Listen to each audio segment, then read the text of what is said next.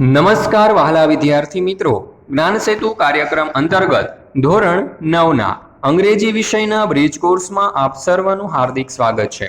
આજે આપણે unit number 16 classification નું સંપૂર્ણ સોલ્યુશન સાથે અભ્યાસ કરીશું। અહીંયા આપણને સર્વપ્રથમ એક એક્ટિવિટી આપેલી છે, એમાં કયું છે ઓડ વન આઉટ, એટલે કે જે અલગ પડતા શબ્દો, અલગ પડતા સ્પેલિંગ છે તેના ઉપર ગોળ કરો। તો જો મેંગો, બ્રિંજલ, એપલ અને ઓરેન્જ, તો અહીં જે ત્રણ છે એ ફળો છે, પરંતુ બ્રિંજલ એ વેજીટેબલ્સ છે, તો અહીં બ્રિંજલ ફરતે આપણે ગોળ કરીશું। બીજું બ્લુ, બ્લેક, ડોગ અને વ્હાઇટ, તો અહીં ત્રણ રંગોના નામ છે, જ્યારે ડોગ એ પ્રાણીનું નામ છે, તો ડોગ ઉપર આપણે ગોળ કરીશું। ત્રીજું પોટેટો, ઓનિયન, બનાના અને ટોમેટો, તો અહીં તમે જોઈ શકો પોટેટો, ઓનિયન અને ટોમેટો એ વેજીટેબલ્સના નામ છે, જ્યારે બનાના એ ફ્રૂટ છે, તો અહીં બનાના ઉપર આપણે ગોળ કરીશું। આપણી શાળા છે, તો અહીં સ્કૂલ અલગ પડે છે, એટલે એના ઉપર આપણે ગોળ કરીશું।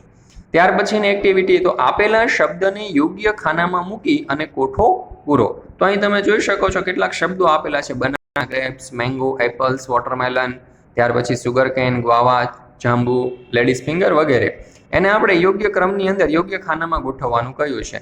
તો જો ફ્રૂટ્સ, વેજીટેબલ, ફેસ્ટિવલ અને યુઝફુલ થિંગ્સ, અને એ પાછા કઈ ઋતુમાં આપણને ઉપયોગી થાય છે, વિન્ટર, સમર કે મોન્સૂન। તો સર્વપ્રથમ આપણે ફ્રૂટ જોઈએ, તો ફ્રૂટ એમાં વિન્ટરમાં થતા ફ્રૂટ તો બનાના, ગ્રેપ્સ, એપલ, ગ્વાવા અને સુગરકેન। ત્યાર પછી સમરમાં થતા ફ્રૂટ જોઈએ તો મેંગો અને વોટરમેલન, અને મોન્સૂનની અંદર થતા ફ્રૂટ જોઈએ તો જાંબુ। ત્યાર પછી વિન્ટરમાં થતા વેજીટેબલ્સ તો કોલીફ્લાવર અને ઓનિયન। ત્યાર પછી સમરમાં થતા વેજીટેબલ્સ તો કેબેજ, બીટરગર્ડ અને પોટેટોઝ। ત્યાર પછી મોન્સૂનની અંદર થતા વેજીટેબલ્સ તો લેડીઝ ફિંગર, બ્રિંજલ અને કેરોટ। ત્યાર પછી આપણે ફેસ્ટિવલ જોઈએ, તો વિન્ટરની અંદર થતા ફેસ્ટિવલ છે ઉત્તરાયણ, દિવાળી અને ક્રિસમસ। ત્યાર પછી સમરમાં થતા ફેસ્ટિવલ્સ છે હોલી, અને મોન્સૂનની અંદર થતા જે ફેસ્ટિવલ છે એ જન્માષ્ટમી અને રક્ષાબંધન।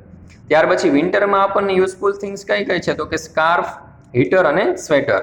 ત્યાર પછી સમરમાં આવશે ફેન, ગોગલ્સ અને અહીંયા આપણને આપેલું છે એર કન્ડિશનર એટલે કે એસી। ત્યાર પછી મોન્સૂનની અંદર આવશે અમ્બ્રેલા અને રેઇનકોટ।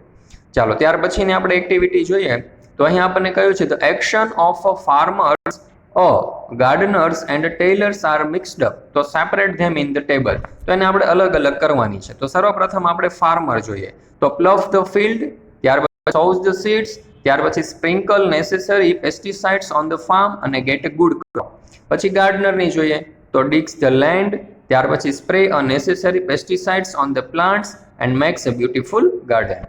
ત્યાર પછી ટેલર, તો એમાં આવશે measuring the cloth, cuts the cloth into a many shapes, ત્યાર પછી attracts a many customers with a fashionable cloth। તો બાળમિત્રો, આ યુનિટનો ધ્યાનપૂર્વક અભ્યાસ કરવા બદલ આપ સર્વનો ખૂબ ખૂબ આભાર। ફરી મળીશું આપણે એક નવા યુનિટ સાથે, એક નવા વિડીયો સાથે।